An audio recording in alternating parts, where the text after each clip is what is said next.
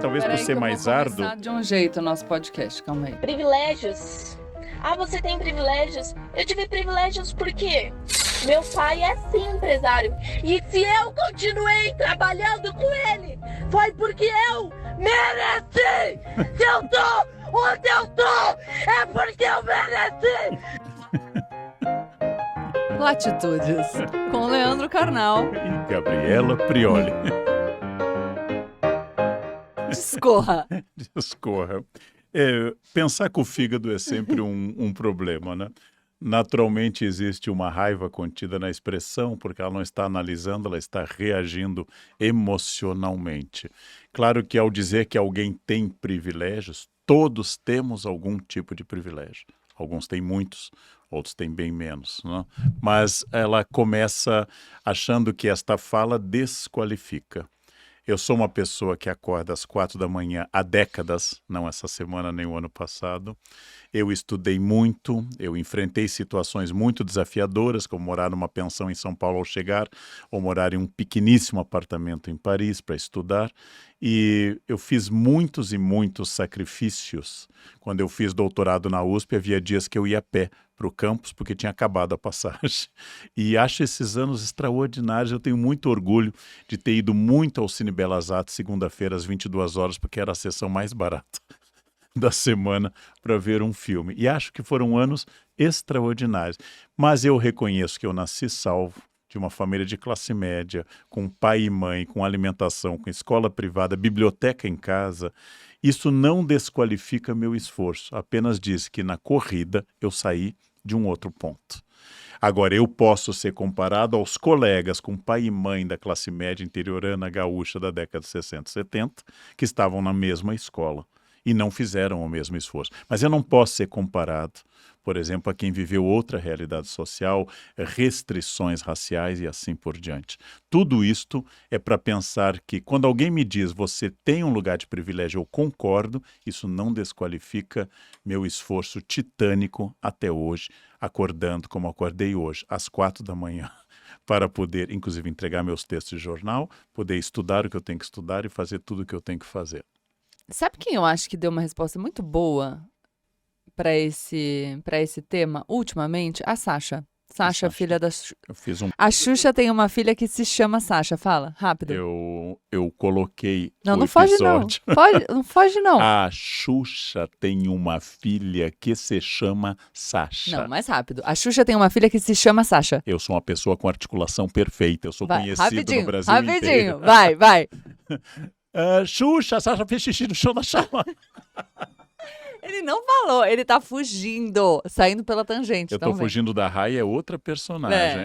Que também podemos falar de tem Nepo Enzo, Baby. Tem Enzo. Enzo e Sofia.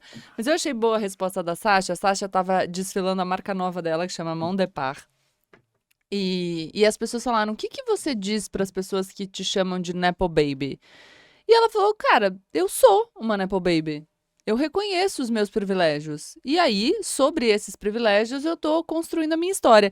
E, Karnal, você fez um post sobre a Sasha falando sobre o termo Nepo Baby e perguntando se as pessoas não fariam tudo que pudessem pelos seus filhos, e as pessoas já concluíram que você não gosta da Sasha, não é isso? Exatamente.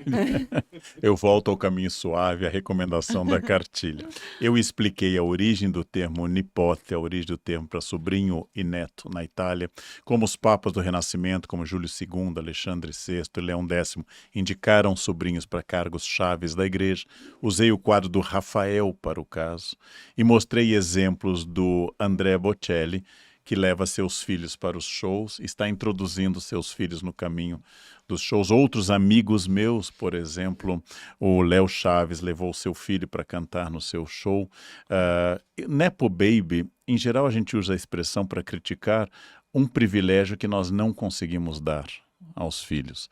Porque se eu conseguisse dar, quem não gostaria, qual pai e mãe nesse país não gostaria de dar um máximo a seu filho? Sim. Tudo que eu posso, eu faço.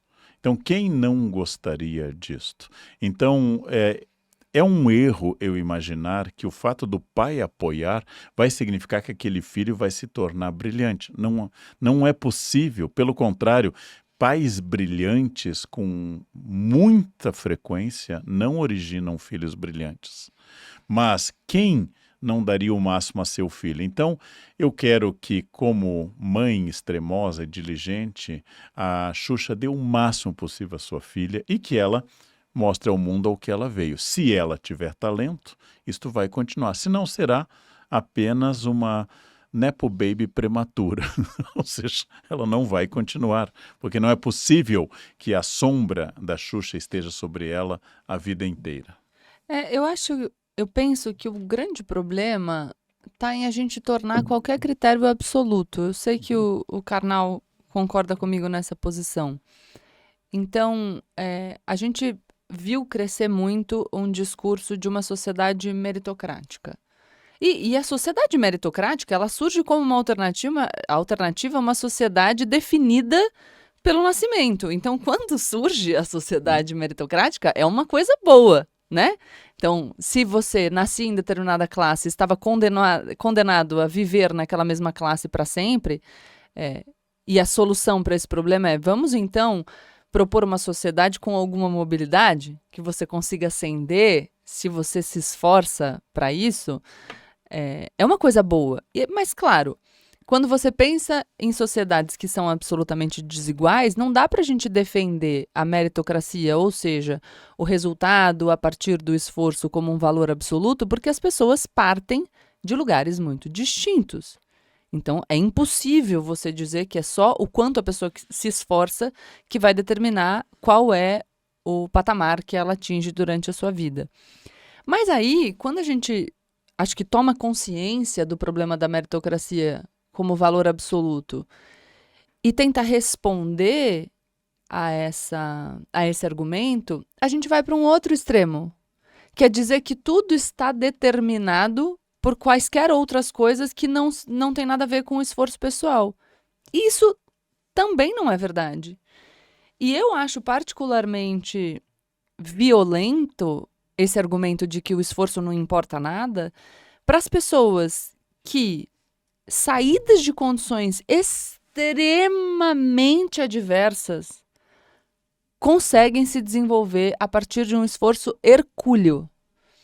Porque se você olha para essas pessoas e diz, não, é tudo estrutura e obra do acaso, você ignora completamente a dedicação que essas pessoas colocaram no empreendimento delas para que elas pudessem dar certo. E, de novo, eu acho que isso é particularmente violento com as pessoas que saíram de um lugar de extrema vulnerabilidade. Então, o interessante é que a gente pense na nossa vida e na vida de todo mundo como um conjunto de variáveis que estão ali se influenciando mutuamente e em algumas experiências vão ter mais valor do que outras. Mas, sim, nós somos condicionados pelo ambiente em que a gente cresce, pela estrutura da sociedade, pelos valores da sociedade, pela valorização dos talentos em determinada época, uma coisa. Sim, o quanto a gente se dedica, o quanto a gente coloca de esforço tem impacto na construção das nossas trajetórias, outra variável. E, por fim, a gente tem o acaso, coisas que a gente não controla, golpes de sorte, oportunidades que aparecem na nossa vida e que a gente não consegue controlar. Ah, Gabriela, mas algumas oportunidades decorrem... Aí a gente entra na estrutura, né? Aí a gente volta pro outro critério.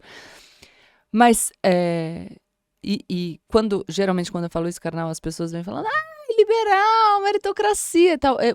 Tá no livro do Paulo Freire, eu sempre trago Pedagogia da Autonomia, a frase de que nós somos condicionados pelas nossas circunstâncias e não determinados pelas nossas circunstâncias.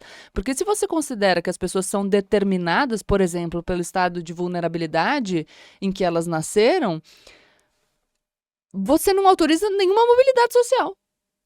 Não existe movimentação na sociedade. Então, se as pessoas nascem e estão condenadas àquilo, por que você deve ter algum ímpeto? E você acaba com qualquer dimensão de escolha, de autonomia, de protagonismo, porque se eu estou determinado, se a minha vida será uma sucessão de coisas que estão escritas para mim, até a dimensão ética de existência se esvazia, né? Porque as minhas escolhas não têm mais nenhum impacto. E eu acho que pode ser uma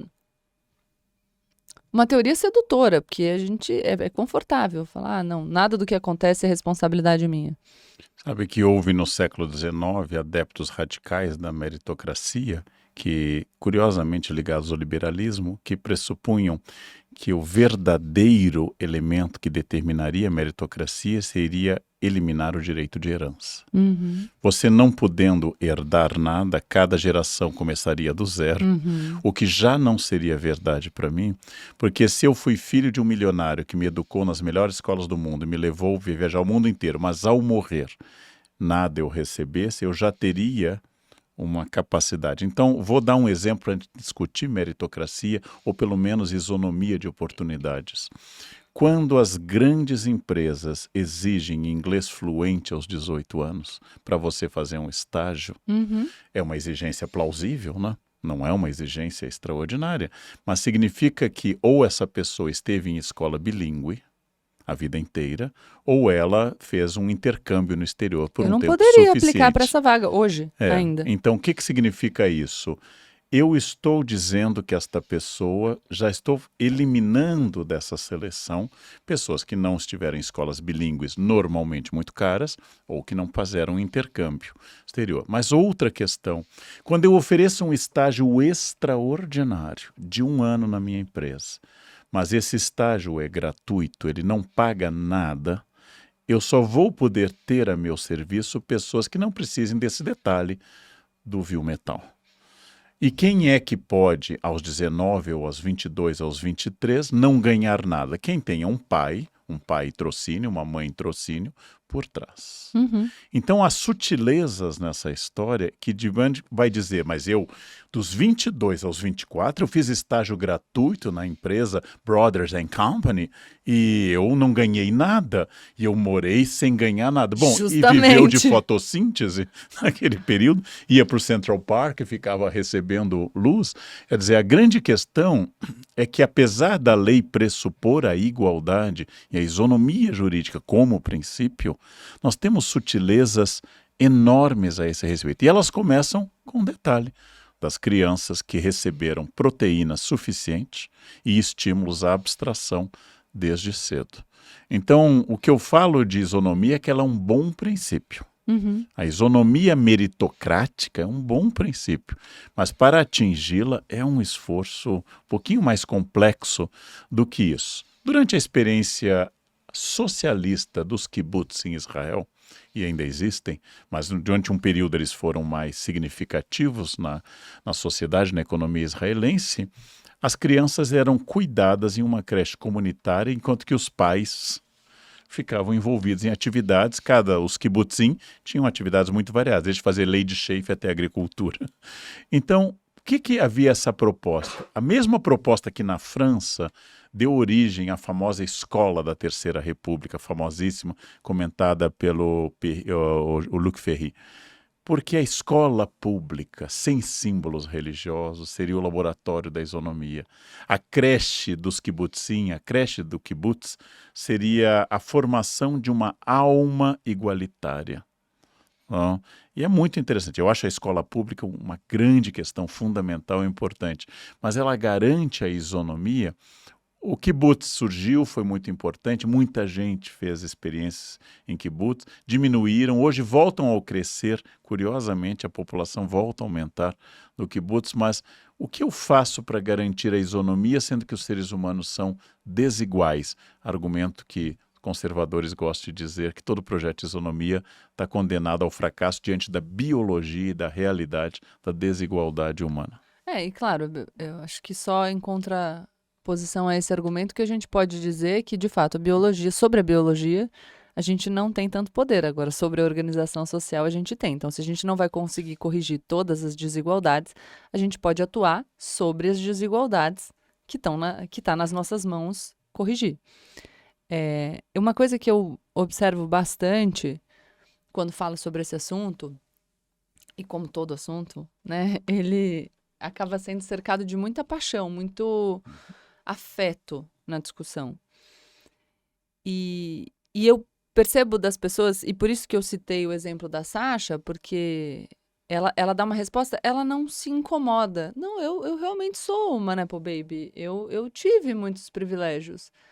Mas, a despeito disso, eu tô aqui para celebrar o meu esforço e a minha dedicação e o meu projeto. E eu já tive algumas conversas com pessoas sobre as quais eu falo, olha, não dá pra gente dizer que o esforço é a única coisa que importa.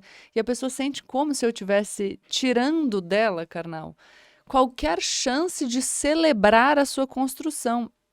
E não é isso. Então, eu gostei que você usou a sua experiência pessoal, vou usar a minha experiência pessoal.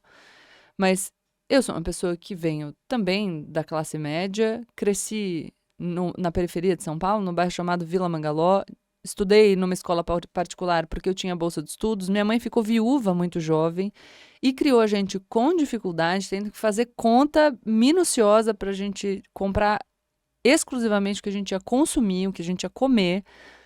Não tinha atividades extracurriculares, não tinha possibilidade de viajar para outros países. E eu não só me saí muito melhor do que muitas das pessoas que estavam comigo nesse contexto, mas eu me saí muito melhor do que muitas pessoas que viajaram muito, que tiveram atividades extracurriculares, que estudaram nas melhores escolas de São Paulo. Então, com gente que largou na frente. Celebro a minha dedicação, o meu empenho, muitíssimo. Mas isso não faz com que eu ignore o fato de que a minha trajetória também foi marcada pelo privilégio de ser uma mulher branca, loira de olho azul, que a minha trajetória também foi marcada pelo privilégio de ter podido estudar, de não ter que contribuir jovem para o sustento da minha casa, de ter uma família estável, de ter recebido afeto, além de proteína suficiente. E de ter tido chances que o absoluto acaso colocou na minha frente. Então, é claro que quando eu cruzo com você no corredor da CNN, ajudou eu conseguir manter uma conversa com você. Mas se a gente nunca tivesse se cruzado, a gente não estava aqui. E aqui eu posso atribuir o fato do Karnal ter aceitado um convite para ser entrevistado no programa que eu estava participando naquela determinada época, se não a uma eventualidade do destino. Isso me ajudou? Creio que sim. É mérito meu? Também. Acho que consegui não parecer uma tonta. E a gente ficou amigo, se tornou sócio. Mas antes de eu ter tido a oportunidade de, com o meu esforço e dedicação, gerar algum interesse no Leandro Carnal, ele precisou, por sorte, aparecer na minha frente. Então, dizer que eu tive sorte não anula reconhecer o meu esforço. Mas é importante, porque se eu dissesse para descrever a minha trajetória que só tem esforço, eu seria uma iludida. Esse é um argumento que aparece no Príncipe e que eu vou traduzir de uma outra forma que não o do Maquiavel. Existe um jogo entre fortuna e virtude. E se eu colocasse em um plano cartesiano, existe uma escola que destaca demais a virtude. Talvez seja a escola dos liberais tradicionais, da meritocracia, que acreditam que quem venceu, venceu porque acordou cedo. Sem levar em conta que padeiros e feirantes acordam de madrugada a vida inteira. E que a grande diferença vai ser se você se dedica a uma atividade que gere renda maior ou acumulação de renda. Muitos banqueiros dormem mais do que feirantes. Então, essa virtude, ela tem que ser matizada pelo fato de que ela não está centrada onde as pessoas acham que, como diz o ditado chinês do livro que nós trabalhamos, se você acordar 360 dias por ano antes do nascer do sol, você será vitorioso. Bem, eu acordo 365 dias antes do nascer do sol. Então, é a isso que eu devo sucesso, uma questão complexa. Tô ferrada. Como? Eu tô ferrada. Tô ferrada, As pessoas gostam de comparar, né, das pessoas que dormiam muito e das que acordaram cedo na história. Mas a outra questão é a fortuna. Ela garante sozinha o sucesso? Ela garante que você tenha acesso ao sucesso apenas pela fortuna? Eu sempre acho que nesse gráfico, se a ordenada for a fortuna e a abscissa for a virtude... Explica a ordenada e a abscissa. O canal. Plano cartesiano... Fortuna, virtude, coordenada, abscissa. Platitude. Vocês lembram que havia um plano cartesiano quadrante A, B, C, D? Não lembro. Alfa, delta, bem. Existe uma linha que sobe. Existe uma linha horizontal. Tá bom, a vertical Para chama... construir o gráfico, vamos imaginar que na ordenada eu coloque a variável fortuna. A que tá subindo. E na base eu coloque, na abscissa, eu coloque a virtude. A sua vida é uma curva, em que permanentemente há oportunidades. Você cruzou comigo na CNN, mas não foi só você. Várias pessoas cruzaram comigo na CNN naquele dia. Você transformou uma oportunidade da fortuna Para, em cara. virtude. Ou seja, Imagina. não basta a fortuna. Se todo mundo que cruzasse comigo virasse meu sócio, eu teria uma vida mais vasta. Agora, bastaria Ai, bobo, você... mas Significa... Fala Eu vou mais. sair de Para, ordenado não, e para, abscissa. não. Até porque abscissa é difícil de escrever. Mas eu vou sair disto. A oportunidade é dada pela virtude, pela fortuna, desculpe, a oportunidade é o cavalo. Mas sem a virtude saber cavalgar, não importa qual garanhão árabe passe na sua frente. Você tá se comparando com o garanhão árabe? Não, o seu marido é Mansur. Então eu pensei, Uou! eu pensei nisso, um árabe, né? Um libanês. Então, cada garanhão árabe que passa, se você não souber técnica de equitação, Se você não montar direito, nossa, né? agora você... Agora you shoot the bout. Falamos de inglês fluente, né? Você matou o careca. Shoot the bout. Então, quando você... ocorrem oportunidades, essas oportunidades, elas ocorrem não sempre para todas as pessoas, mas elas ocorrem. Eu às vezes tive e às vezes não tive. Eu tive empregos que era o que tinha. Escolha de Adão, Eva ou Amão. Era aquilo. Então, Hoje é a isso. gente tá Tá hoje. show. Agora, em outras ocasiões, houve uma oportunidade que encontrou a minha virtude. Agora, de fato, nós vimos em livros como o Outlier que há grandes matemáticos que terminaram sua vida sem brilho, com QI extraordinário, porque lhe faltava inteligência prática, ou porque lhe faltava... E outros de menor brilho crescerem. Então, isto é uma questão. Eu tenho a opinião, que talvez tenha exceção, que pura virtude tem efeito, mas ele não vai muito longe. E por oportunidade, como eu disse para vários alunos de elite em São Paulo com famílias milionárias, você tem um brilhante futuro pelas costas. Você nunca vai passar fome, mas cuidado com o exemplo dos Gimli. Você pode durar mais tempo que a sua fortuna. Cuidado, você vai vir...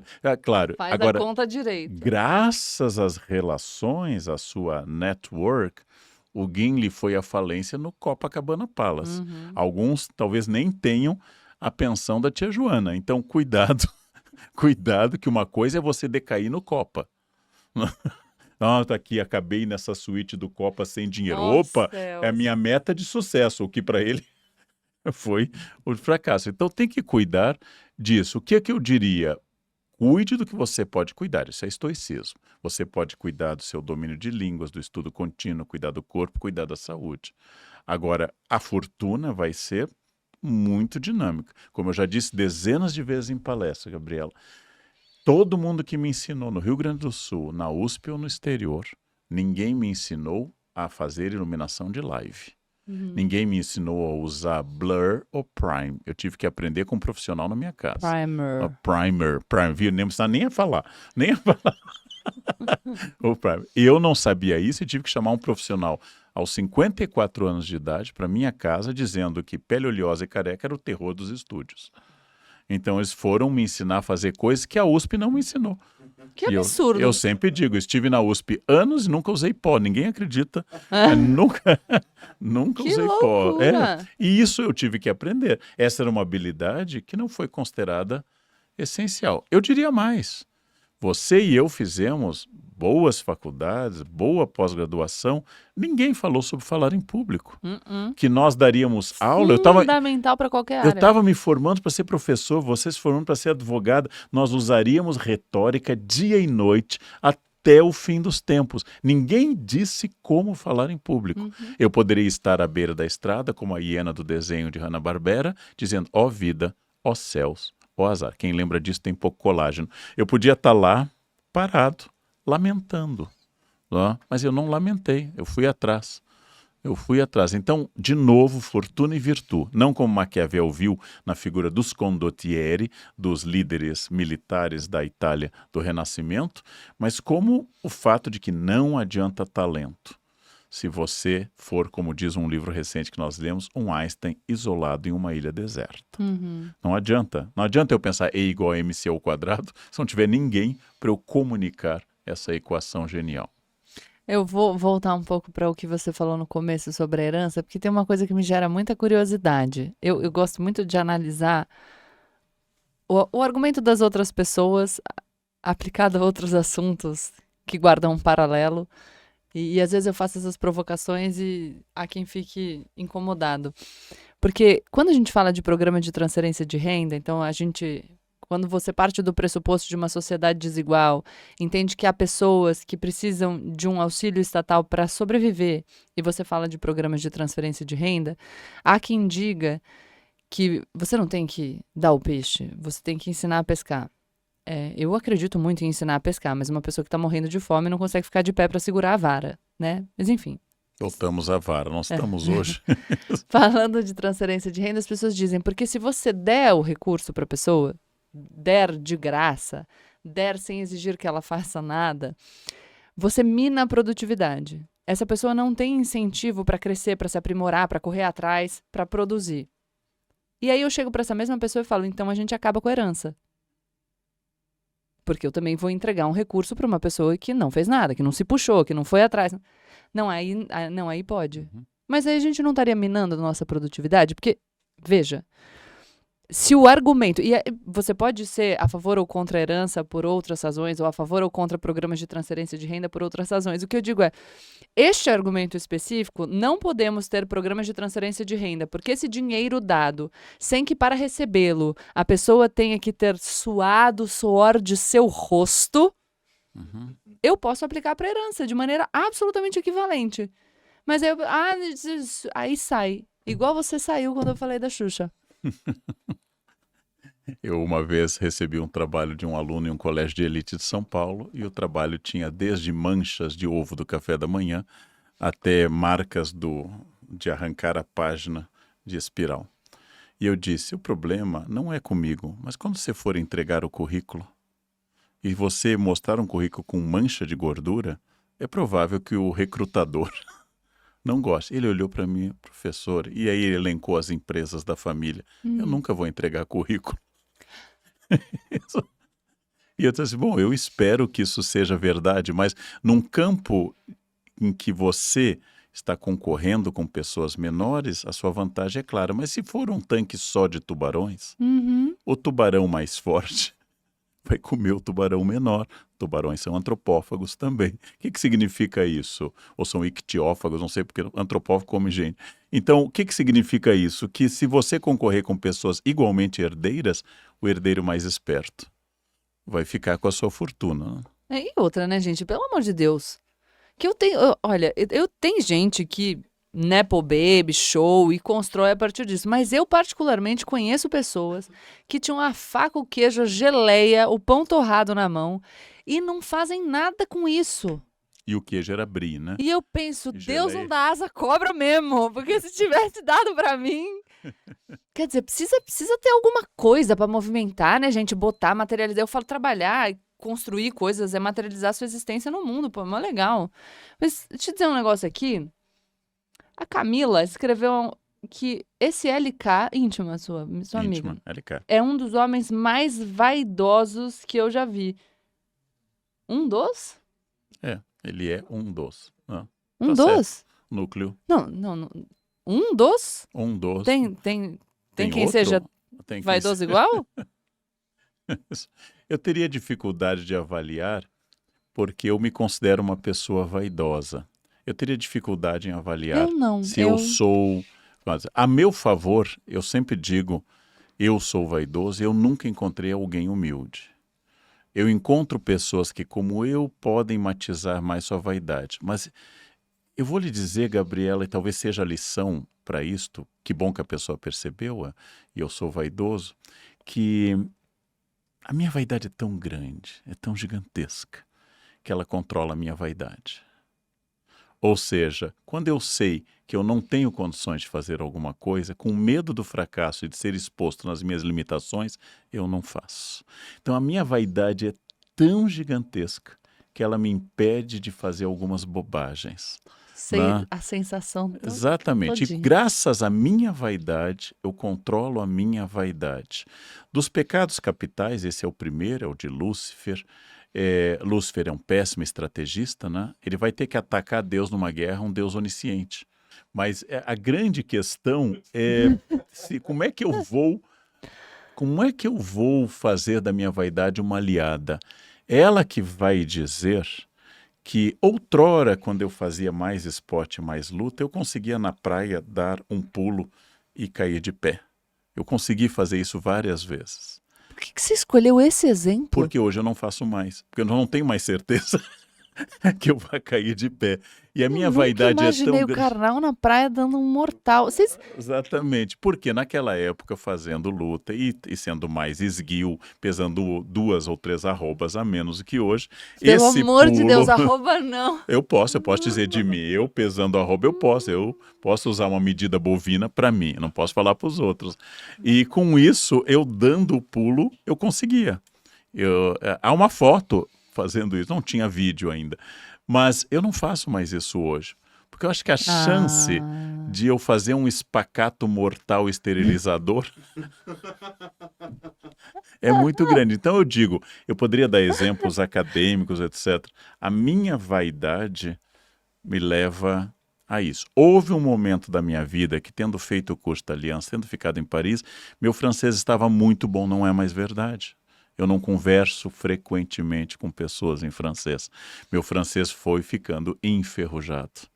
Então, hoje, eu vou evitar falar francês em público, porque eu preciso voltar a estudar. É um plano que eu tenho, inclusive, para o ano que vem. O que significa isso? A minha vaidade tem que controlar.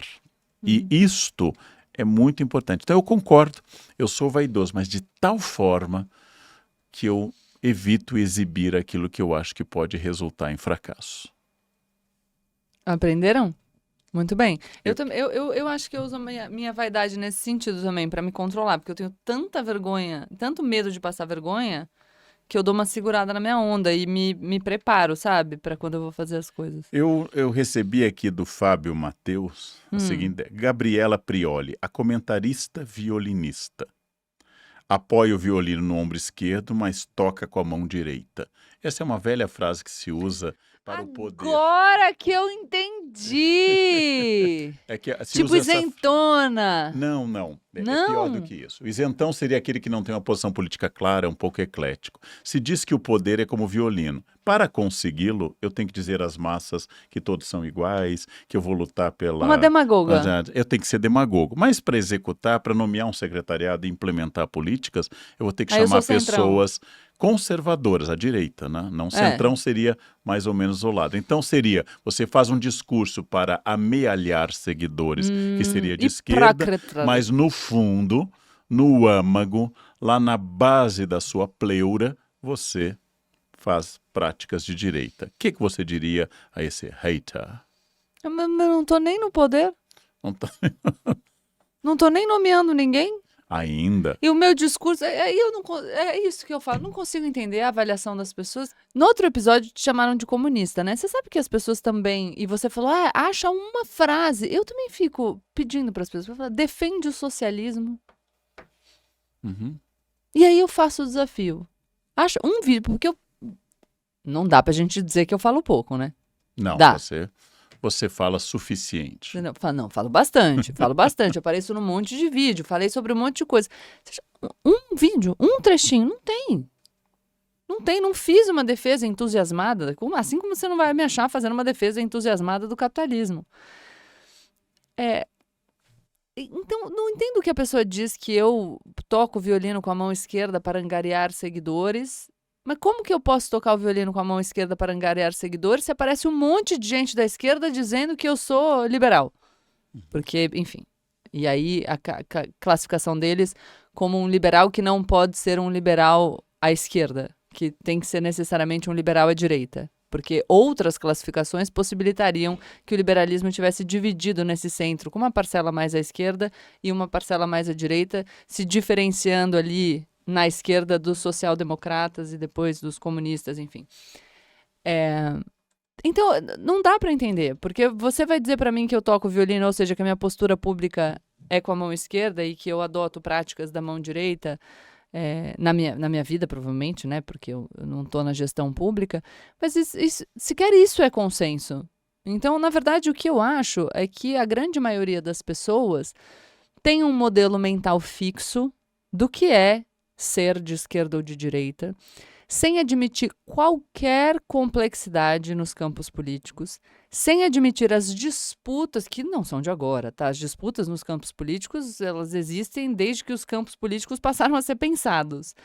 E essas disputas incluem alguns grupos, aliás, todos eles, se arvorando como os verdadeiros representantes daquele espaço político e dizendo que as outras pessoas que guardem com eles qualquer diferença não devem ser mantidas ali dentro daquele espaço. Isso, claro, na teoria. Porque a partir do momento que você tem uma eleição majoritária, como estratégia política, o que você deveria fazer é trazer mais pessoas para o seu barquinho. Quanto mais pessoas vierem para o seu barquinho, melhor. Então, precisa dar uma olhada, e aí eu não sei se, enfim, você é da militância e tal, mas as lideranças que você apoia precisarão de pessoas que não se identificam absolutamente com você para se eleger. Ok? Fim. Você na militância, se jogar para fora do teu barco todo mundo que não é absolutamente idêntico, você perde a eleição. Então seria interessante você pensar de forma um pouco mais estratégica. Eu entendo que para se afirmar, eu sou o único puro, eu sou o único verdadeiro, eu sou o único valoroso, isso tem algum impacto. Eu entendo que você, enfim, quando a gente não confia tanto no nosso taco, a gente precisa fazer essas afirmações para se sentir melhor. Mas em termos de estratégia política, é ruim. Assim, diria isso, tá? E se você acha que as pessoas não seguram o violino com a mão necessária para ganhar a eleição, ainda que não pensem exatamente daquela maneira, e eu estou falando isso de todas as lideranças políticas, se você parte do pressuposto de uma autenticidade absoluta, eu acho que você também está vendo a política real de uma maneira bastante míope. Eu sei. Se afasta da idealização. Também não é o que eu queria, mas a realidade é o que ela é. E o que você diria para a Luísa, que vale para nós dois, mas assim, toda vez que eu gasto minutos da minha vida vendo o conteúdo de Gabriela Prioli, eu me arrependo. Pô, mas tu viu uma vez, se arrependeu e viu de novo? Aí tu é burra, né? Não, o que eu vou falar para ela? Toda vez pressupõe repetição. Já viu mais de uma. Ela viu, se arrependeu, ela viu de novo. Ela se arrependeu e foi ver de novo. Isso me lembra, Luísa, me lembra uma piada sobre manicômios, em que o psiquiatra vê um paciente perturbado com um martelo na cabeça e pergunta: por que você bate isso? Porque quando eu paro é tão bom. Eu acho que é uma piada antiga para exemplificar essa ideia de que existe uma atração da mariposa pela luz que vai matá-la, né? Ela não consegue sair Aí a gente ao não vai redor. matar ninguém, cara. Não, especialmente os insetos, que têm muito direito à vida. Mas por que é que alguém viu? Por exemplo, eu já li livros de autores, ou vi vídeos, ou acompanhei pessoas e vi que não correspondia ao que eu queria, não me acrescentou nada, ou até me irritou. E aí eu abandonei. Abandonei. Mas por que volta? Qual seria a sua hipótese, essa pulsão de morte que faz voltar sistematicamente? É para eu responder mesmo? Hein? Eu vou falar. Então vamos lá. Quando a gente nasce, quando a gente vai formar a nossa personalidade, a gente faz isso pela diferenciação, o que eu não sou. Uhum. E aí eu constituo o que eu sou. Como ela chama, Luísa? Luísa. A Luísa. Luísa precisa construir o seu eu. Luísa tem algumas possibilidades. Luísa pode sentar a bunda e estudar para se tornar uma pessoa mais interessante. Luísa pode colocar os seus projetos em prática e construir as suas ideias para se tornar uma pessoa que realizou algo relevante. Luísa pode se dedicar a ajudar outras pessoas e transformar outras existências, ampliando a sua presença no mundo. Luísa pode fazer várias coisas, só que todas essas coisas a gente poderia listar uma infinidade. Elas dão o quê? Elas dão trabalho. Elas dão trabalho, elas são difíceis, elas pressupõem coragem, elas pressupõem um mínimo de reflexão para se ter algum discernimento sobre os próprios desejos e projetos. E aí, o que a Luísa faz? A Luísa prefere insistir no mecanismo mais simples de autoafirmação, que é apontar o dedinho para o outro. Se Luísa assiste o conteúdo de duas pessoas, estou botando você na roda aí, Luísa nem te botou, mas vou botar também. Se Luísa assiste o conteúdo de duas pessoas que conseguiram algum destaque nas suas áreas, que extrapolaram as suas áreas, que têm projetos de sucesso, reconhecidos por muitas pessoas, centenas de milhares, milhões de pessoas. Se a Luísa diz isso é ruim, na escadinha da vida, onde Luísa se coloca? Acima. Acima de nós. De qualquer outra maneira, subir no degrau acima da gente ia dar trabalho pra caceta. Até porque a gente continua subindo, tá, gata? Não paramos por aqui. Mas isso ia dar muito trabalho. Então, Luísa faz o que é mais fácil. Eu olho pro outro e digo, isso é ruim. E automaticamente eu tô dizendo o que eu sou. Porque quando digo o que eu não sou, eu afirmo, por contraposição, aquilo que eu sou. É superficial, é achatado, é simplista, mas é o quê? É fácil e traz conforto. E num mundo de superficialidades, como é o mundo das redes, tem um monte de Luísa para ela brincar. E aí as outras Luísas vão olhar e falar, é verdade, nossa, olha como a gente se reconhece, como somos maravilhosos e achamos esse conteúdo uma porcaria, como somos melhores, porque não somos como essa turba que valoriza esse conteúdo pobre, como somos eruditos, como somos incríveis. Para ninguém, nas credenciais que só valem na bolha. Mas funciona em termos de autoafago. Por exemplo, alguém com 3 vezes mais seguidores, 15 mil livros publicados, falando 16 línguas, de sucesso absoluto. Essa pessoa já indicou, acha a Gabriela fraca? Karnal, eu vou dizer que não para depois problematizar. Não. Eu falo muito sobre isso, inclusive. A pessoa que construiu mais do que você, geralmente não está ali para te criticar. Principalmente, não critica início de empreitada. Porque a gente vê muita gente que desiste de começar porque tem medo da ridicularização. E a ridicularização só vem da horizontalidade ou daquilo que está embaixo. Nunca vem de cima. Isso não acontece. Ninguém que se desenvolveu na área que você quer se desenvolver, ninguém vai dizer que é ridículo. Ninguém. O Karnal falou sobre luz para gravar live. Que ele aprendeu, que ele não aprendeu na USP, que hoje ele sabe organizar uma luz para conseguir fazer uma live. O Karnal nunca vai passar por alguém tentando organizar uma luz, com uma luz ruim e dizer, que ridículo, não sabe organizar uma luz. Não. Ou ele ajuda, ou ele fala, que legal que essa pessoa está tentando. Porque qualquer pessoa que tenha obtido sucesso em qualquer área passou pelo começo. E no começo não era tão bom. Porque pra gente ficar bom, a gente tem que ter começado ruim. Senão não tem evolução. E que bom que a gente era pior ontem. Então, não.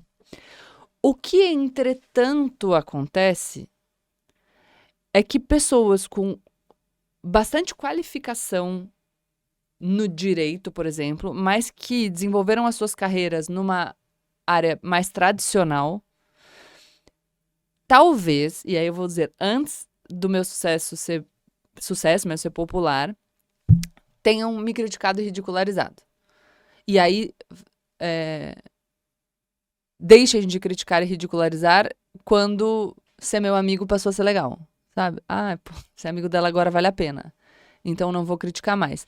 Mas aí a gente precisaria definir o que é ter mais sucesso que eu. Porque penso eu também que essas pessoas só não conseguem compreender uma nova vida. Imagino, sei lá, que você, que vem da academia também, tem um monte de gente que te critica, que pode ser considerada de sucesso. Assim, várias graduações, ser professor de XYZ instituição e tal. Não tem o seu sucesso material, de popularidade e tal. Mas tem sucesso nas suas áreas.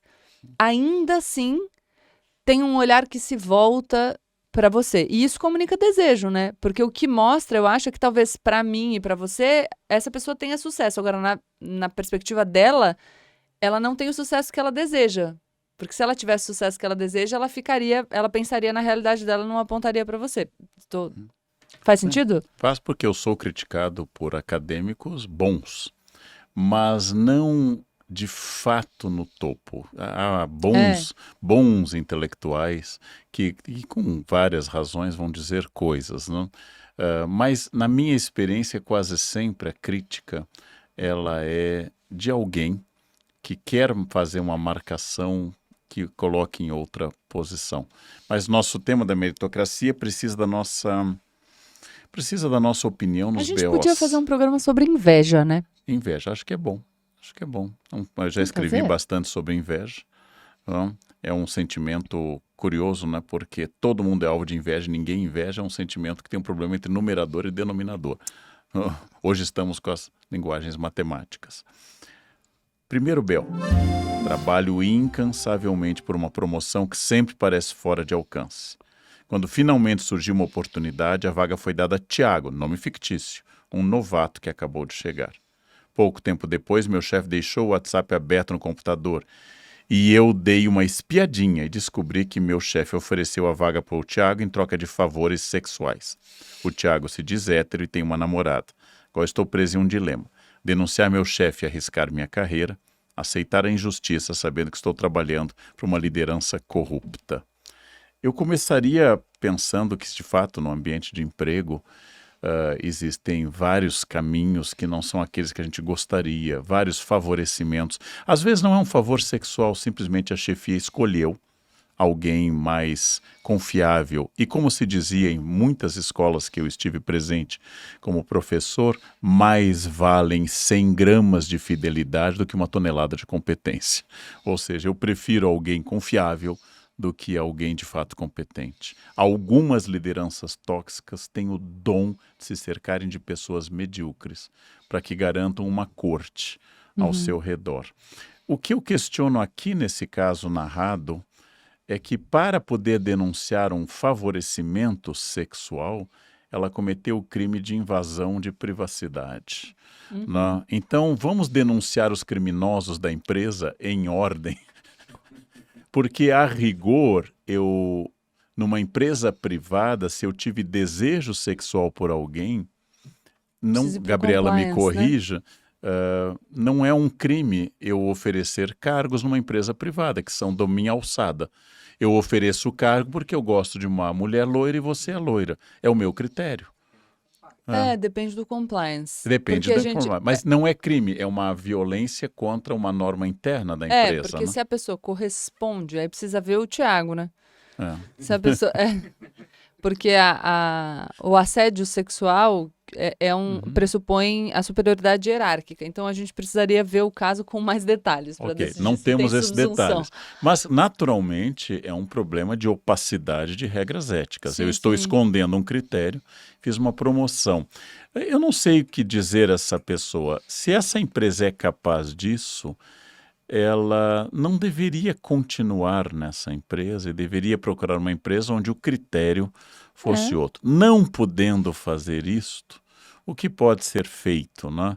Quer dizer, é difícil. Agora, nós vimos que aqui nós temos um caráter sediço ou instável eticamente nos dois casos. Uma que avança sobre privacidade alheia e outro que escolhe como critério favorecimento sexual.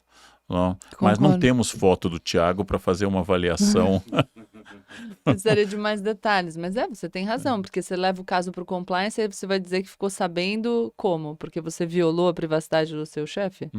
Complicado, né? Mas sim, se você tiver a possibilidade de ir para uma outra empresa onde os critérios sejam mais claros, acredito que essa seja a melhor saída.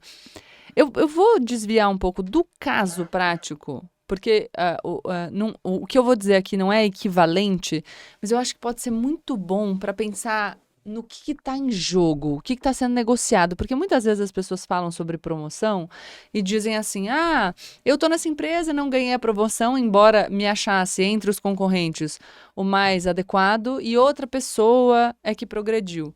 E eu me lembro, Karnal, de um dia que eu fui dar uma palestra num evento muito grande de tecnologia. E eu cheguei nesse evento e a mestra de cerimônia falou, ai, que bom que hoje é você quem vai abrir o evento. Porque ontem veio uma palestrante abrir o evento, imagina, ela não era especialista em tecnologia. E aí ela falou, e ela não era especialista em tecnologia, ela que abriu o evento, e que absurdo, e piriri, piriri, pororó. A mestra de cerimônia, por acaso, era especialista em tecnologia. E eu percebi que ela estava dizendo aquilo para mim, tentando me elogiar e dizendo que bom que hoje será você. Mas acho que a frustração dela com o fato de que outra mulher que não era especialista em tecnologia tivesse sido chamada para abrir o evento, em vez dela ter sido chamada para ocupar esse lugar de destaque, era tão grande que ela se esqueceu de um detalhe pequeno, mas que é o fato de que eu também não sou especialista em tecnologia. E aí eu olhei para ela e falei, minha amiga, eu sei que o que você está querendo fazer é um elogio, tentando criticar a pessoa que estava aqui ontem para me enaltecer, mostrando a diferença de qualidade que você supõe que haverá entre as palestras de abertura. Só que eu também não sou especialista em tecnologia, assim como a minha antecessora, que abriu o evento na data de ontem. Então, talvez o que falte a você, disse eu naquela oportunidade, é perceber o que está sendo contratado. Porque se o seu desejo é ser a palestrante que abre o evento, e se você tem investido para isso, em se especializar em tecnologia, talvez ano que vem você de novo não seja contratada para essa função. Porque você já percebeu, tendo em vista a contratação de ontem e a contratação de hoje, que o critério para estabelecer quem abrirá o evento não é a especialidade no tema, mas outro critério.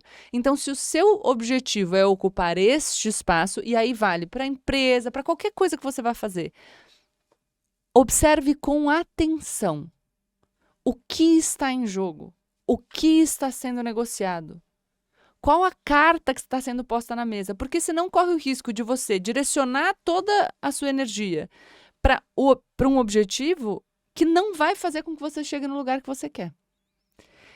E aí você pode dizer, mas eu acho que o critério deveria ser especialista em tecnologia. Bom, aí você precisa organizar um evento e estabelecer os seus próprios critérios para a contratação do palestrante que abre essa atividade. Tá? Então, você cria, ganha patrocínio e tudo mais. No caso, se você vai ser contratado por alguém, você precisa saber o que está em jogo. Então, estabeleça quais são os seus objetivos, defina quais são os seus desejos e entenda o que de fato está em jogo para você conseguir chegar até lá. Porque senão fica andando que nem uma barata tonta, entendeu? E aí é desperdício. É que essa é a sua postura tradicional que eu conheço há anos de objetividade e clareza dos seus propósitos, das suas metas e valores e ir em busca disso. Então, se o meu valor é X, eu vou seguir o caminho para atingir X. Então, se meu objetivo, dando o exemplo, é ser contratado para a abertura do evento, eu já percebi que aqui mais vale notoriedade, comunicação e peso midiático do que um PhD na área. Então, eu deveria seguir isto. O Drauzio escreveu na sua trilogia brilhante sobre o sistema carcerário que ele trabalhou décadas, por exemplo, no Carandiru e nunca encontrou alguém culpado. Nunca alguém chegou lá, eu estou aqui porque eu... Mereci! Eu dei aula regular em muitas instituições públicas e privadas. Eu nunca encontrei um demitido também que não dissesse que foi perseguição e inveja. Eu tive uma vez uma pessoa que trabalhou comigo que disse que perdeu todos os empregos por inveja. E eu, curioso, cheguei a perguntar a essa pessoa, inveja do quê? Qual era o foco? Porque o que aparecia não parecia justificar, não? Essa é uma questão, estamos indicando mais uma vez que nós podemos fazer um programa sobre inveja. A questão de eu não conseguir ler onde eu estou, o que eu quero e quais são as forças em jogo. Ó. E, de fato, é muito complicado em ambiente de trabalho. Toda pessoa que trabalha já teve que fazer negociação, engolir sapo, ficar em silêncio e aceitar decisões injustas. Eu trabalhei em uma instituição que adotou determinadas apostilas de um grande grupo. As apostilas eram muito ruins e todos os professores fizeram relatórios sobre essas apostilas serem ruins. Os alunos criticaram, os pais criticaram e os professores rejeitaram. E o contrato foi renovado. E houve colegas que ficaram furiosos com isso e não entenderam que quem decidia a manutenção ou não das apostilas ganhava com isso. E que a opinião do eleitorado era irrelevante diante da opinião da conta bancária. Então, você pode denunciar, você pode ser, como um colega me disse, que precisa de coragem para ser Joana d'Arc. Eu disse, é verdade, mas eu respondi a colega, mas ela morreu queimada. Então, você escolhe se você quer morrer como uma camponesa simpática francesa no interior da França, ou se você quer enfrentar essa fase da Guerra dos 100 Anos e morrer queimada em Rouen naquele momento. O que significa isso? Você escolhe a energia que você quer. É bonito você levar adiante o caso de compliance e denunciar. É válido. Nobilíssimo. É correto, é nobilíssimo. Agora, saiba que ao saltar de paraquedas, você sempre tem um risco do que se você ficasse no solo. Então, é uma escolha. A história gosta dos heróis. Mas vamos lembrar que eles têm uma vida muito mais curta que aqueles que negociam. E há vezes que você pode, e às vezes que você não pode arriscar. E eu acho isso muito importante para as pessoas pensarem que eu, por vezes, preciso aceitar que naquele momento eu não tenho força para mudar o sistema. Sim. Logo eu vou me guardar para quando eu tiver mais força. Agora, o erro é ficar com essa postura ressentida de que nem denuncia, nem segue adiante com o processo, nem aceita as coisas, nem muda de emprego e fico dizendo, ó vida, ó céus, Ó ó azar. azar. E isto acho que é um grande erro. A sua postura é sempre, saiba o que você quer e direcione para esse campo. E lute por esse campo. E não que a gente não fique puto da vida, né? Várias vezes Nossa. eu falo, olha, tá bom, entendi o que tá em jogo, acho uma porcaria, que horror, não deveria ser assim. 2 cenários. Ou vou embora, e eu não preciso ir embora imediatamente. Posso continuar trabalhando por um tempo, fazer um pé de meia, desenvolver uma atividade, uma segunda atividade paralelamente para ter uma renda extra que segure as pontas até eu achar um novo emprego. Enfim, planejado. Mas de duas, uma. Ou eu saio, ou eu engulo um sapinho, ainda que seja um sapo momentâneo, para eu aumentar o meu âmbito de poder e conseguir alterar aquela dinâmica. Gente, é o que é. Entendeu? Tô lá dentro de uma grande empresa e, mas eu acho que o CEO tá decidindo errado.